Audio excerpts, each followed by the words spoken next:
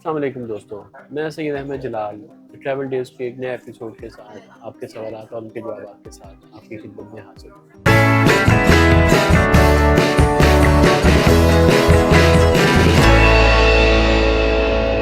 दोस्तों जो हमारा क्वेश्चन एंड आंसर वाला सेशन है, हर संडे वाला जो स्पेशल प्रोग्राम है उसको जारी रखते हैं। पिछले हफ्ते मुझे काफ़ी सवालात मौसूल हुए हैं।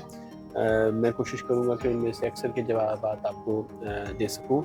तो ये प्रोग्राम का आगाज़ करते हैं। दोस्त हैं, उन्होंने शुक्रिया अदा किया है। नईम ताहिर खान हैं, उन्होंने कहा है अस्सलाम वालेकुम डियर शाह साहब, हमारे फ्रांस जाने का कोई तरीका है तो बताएं मेरे भाई। मैं इस बारे में अक्सर प्रोग्राम्स कर चुका हूँ। फ्रांस में आने के बहुत सारे तरीके हैं। आप विज़िट वीज़ा अप्लाई कर सकते हैं। अभी प्रोग्राम ओलंपिक्स का आगाज़ होने वाला है, उसको विज़िट करने के लिए भी आप फ्रांस आ सकते हैं। टूरिज्म के पॉइंट ऑफ व्यू से आना चाह रहे हैं, काम के लिए आना चाह रहे हैं, तो आप ऑब्वियसली वर्क वीज़ा अप्लाई कर सकते हैं, जिसमें आपको पहले रिक्रूटर्स ढूंढने पड़ेंगे, कोई कंपनी आपको जॉब देती है और उसके बाद आप वर्क वीज़ा भी अप्लाई कर सकते हैं। स्टूडेंट हैं तो स्टडी वीज़ा के लिए आ सकते हैं, और आपकी फैमिली फ्रांस में है तो फैमिली ग्रुपिंग में भी आप यहाँ पे आ सकते हैं। तो बहुत सारे तरीके हैं फ्रांस में आने के रेगुलर ज़रिए से। तो ये तो नईम ताहिर खान साहब आपका जवाब था। कुछ दोस्त हैं, उन्होंने शुक्रिया अदा किया है। एक दोस्त हैं शाहिद, उन्होंने सवाल किया है, सर अगर मैं पेरिस विजिट वीज़ा पे आता हूँ तो क्या अपना स्टेटस वर्क परमिट में चेंज करा सकता हूँ, और इसका तरीकाकार क्या होगा? मेरे भाई, उसमें पहली बात तो ये कि अगर आप विजिट वीज़ा पे यहाँ पे आते हैं तो नॉर्मली ये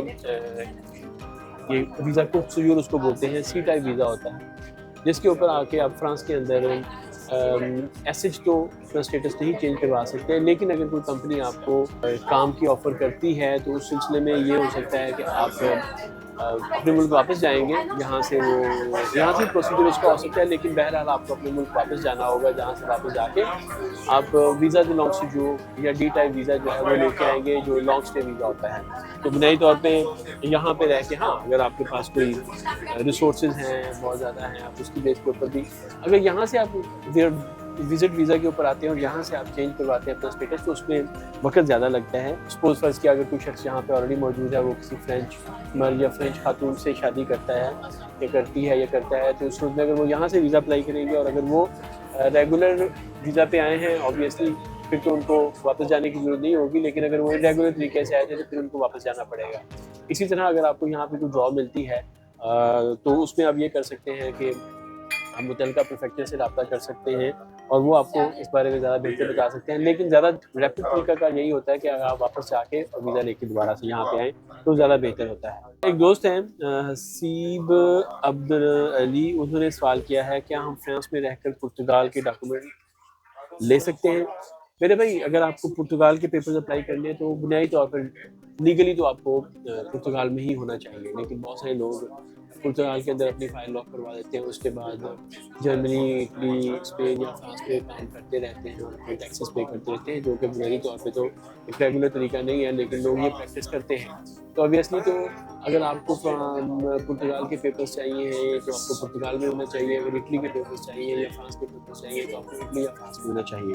तो ये मुख्तसर सा जवाब था आपके सवाल का, क्योंकि बुनियादी तौर पे अगर आपको पुर्तगाल पेपर्स देगा तो वो इसी हवाले से देगा कि अगर आप पुर्तगाल के अंदर मौजूद हैं और ऑब्वियसली वहाँ पे जॉब कर रहे हैं। कुछ दीगर सवालात हैं।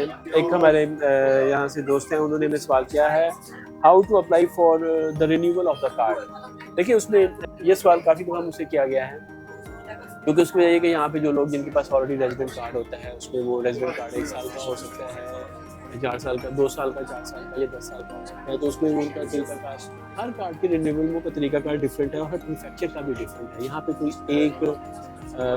एक आप कह सकते हैं कि बाज़ाब्ता तौर पे एक ही तरीकाकार नहीं है जिसको सारे प्रोफेसर्स फॉलो करते हैं। कुछ प्रोफेसर जो होते हैं वो एक वेबसाइट है मिनिस्ट्री ऑफ इंटीरियर की, उसके ऊपर कार्ड अप्लाई होता है रिन्यूअल के लिए। ख़ास तौर पे अगर आपके पास प्रोटेक्शन सब्सिडी बैग है जिसको हम बोलते हैं, जिसमें आपको 4 साल वाला कार्ड मिलता है, तो उसकी जो रिन्यूअल होती है, जो उसको रिन्यू करवाया जाता है, जो अप्लाई किया जाता है, वो ऑनलाइन अप्लाई करते हैं। इसी तरह اگر آپ نے 10 سال والا کارڈ اپلائی کرنا ہے اس کو رینیو کروانا ہے تو اس کے لیے آپ کو پریفیکچر جو لوکل ہوتا ہے اس کے ساتھ رابطہ کرنا پڑتا ہے، اور ہر پریفیکچر کا ڈفرینٹ طریقہ کار ہوتا ہے. جیسے 95 جو والدواز ہیں اس کے اندر جو ہوتا ہے وہ آپ کو فائل ان کو بائی ڈاک بھیجنی پڑتی ہے رینیو کروانے کے لیے 10 سالہ کارڈ. پیرس کے اندر آپ کو اپائنٹمنٹ لینا پڑتا ہے رینیو کروانے کے لیے. تو ہر کارڈ ہر پریفیکچر کا طریقہ کار مختلف ہے. میں کوشش کروں گا کہ فردر جو الدفعات خاص طور پہ جو پیرس اور اس کے گرد و نواح کے جو پریفیکچرز ہیں ان کے اندر کارڈ کو رینیو کیسے کروایا جاتا ہے اس کے بارے میں، اور مختلف کارڈز کا کیا طریقہ کار ہے اس کے بارے میں آپ کو بتا سکوں. دوست ہمارے محسن ہیں، انہوں نے مجھ سے چند سوالات کیے ہیں جو خاص طور پر فیملی ری گروپنگ کے بارے میں ہیں اور نئے امیگریشن لاز کے بارے میں بھی ہیں کہ نئے امیگریشن لاز جو ہیں وہ فیملی ری گروپنگ کے بارے میں کیا کہتے ہیں. سب سے پہلی بات ہے محسن بھائی کہ جو ابھی تک جو نیا امیگریشن لا ہے وہ قانون کا مسودہ ہے، ایک پروجیکٹ ہے، اور جو کہ اس وقت کانسٹیٹیوشنل کے سامنے ہے. وہ ابھی تک باقاعدہ طور پر پاس ہو کر قانون کی شکل اختیار نہیں اس نے اختیار کی ہے. حتیٰ کہ اس قانون میں اتنی زیادہ کنفیوژن ہے، حتیٰ کہ جو پریزیڈنٹ ہے جو فرانس کے پریزیڈنٹ ہیں ان کو بھی ابھی صحیح طریقے سے وہ انہوں نے کانسٹیٹیوشنل کے جو ممبران تھے ان سے یہی ریکویسٹ کیا ہے کہ اس قانون کو درست طریقے سے سمجھ کے پاس کیا جائے. اور بنیادی طور پر کسی کو بھی اس وقت سمجھ نہیں آ رہی کہ اس قانون کی حتمی شکل کیا ہوگی. جس وقت یہ قانون یہ مسودہ صدر کے دستخط کے بعد قانون بن کے سامنے آئے گا تو اس کے اوپر میں پھر علیحدہ ری گروپنگ جو فیملی ری گروپنگ ہے اس کے حوالے سے یا جو کارڈ 3 سالہ بیس کے اوپر کارڈ اپلائی کرنا ہے ریزیڈنٹ پرمٹ اس کے بارے میں، یا جو نیشنلٹی ہے اس کے اندر کیا قواعد میں تبدیلی آئی ہے اس کے اوپر، یا جو دیگر پروگرام ہے خاص طور پہ OPTF ہے یعنی کہ جس کو سختی لیٹر آف میں کہتے ہیں اس کے اوپر. تو پھر میں فردن ہر چیز کے بارے میں پروگرامز کروں گا تو میں آپ کو بتا دوں گا. تاہم ان کا اس میں ایک اور سوال بھی تھا. ایک تو یہ سوال تھا کہ جس وقت ہم فیملی ری گروپنگ یا گروپ آف فیملیاں اپلائی کرتے ہیں اور وہ گھر وزٹ کرنے کے لیے آتے ہیں اوفی کے نمائندے، تو وہ گھر میں کیا چیزیں چیک کرتے ہیں؟ کیا وہ فرنیچر بھی چیک کرتے ہیں؟ جی ہاں، وہ دیکھتے ہیں کہ کیا گھر کے اندر فرنیچر مکمل ہے، اور اس کے ساتھ ساتھ کیا سپوز جیسے فریج ہے، واشنگ مشین ہے، بیڈز ہیں، گھر کے لوگوں کی تعداد کے حوالے سے الماریاں ہیں، کیا وہ چیزیں مکمل ہیں یا نہیں ہے. تو اوبیسلی وہ یہ چیزیں چیک کرتے ہیں کہ گھر کے اندر مٹیریل کتنے ہیں. اور ڈیوریشن کے بارے میں ان کا سوال ہے کہ اس میں کتنا وقت لگ جاتا ہے اس اپلیکیشن کو.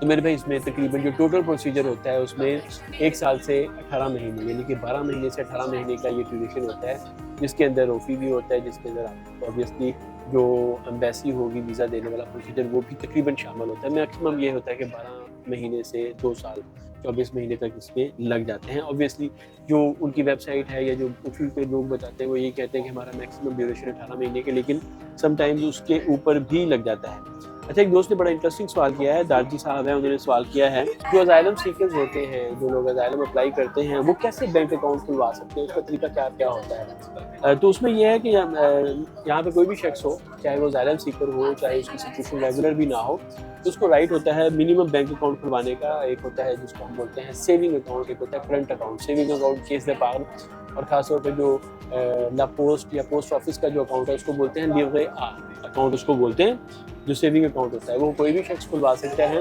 اور اس کا حق ہے. اور اگر وہ اکاؤنٹ بینک کھولنے سے انکار کرتا ہے تو جو آپ کا جو فرانس کا اسٹیٹ بینک ہے، بینک آف فرانس جو ہے، آپ اس پہ جائیں، اس میں اپلیکیشن دیں، اور وہ پھر آپ کو بینک نامینیٹ کر دیں گے کہ آپ کسی بھی بینک کی طرف جا کر، خاص طور پہ وہ نامینیٹ کریں گے اس بینک میں جا کر آپ اپنا اکاؤنٹ کھلوا سکتے ہیں. اس کے اوپر میں اوبیسلی یہ بڑا ایک اہم موضوع ہے، اس کے اوپر میں ایک علیحدہ سے پورا مکمل پروگرام کروں گا تاکہ آپ کو اس کے بارے میں مکمل انفارمیشن اور مکمل آگاہی حاصل ہو سکے اور آپ آسانی کے ساتھ فرانس کے اندر اپنا بینک اکاؤنٹ کھلوا سکیں.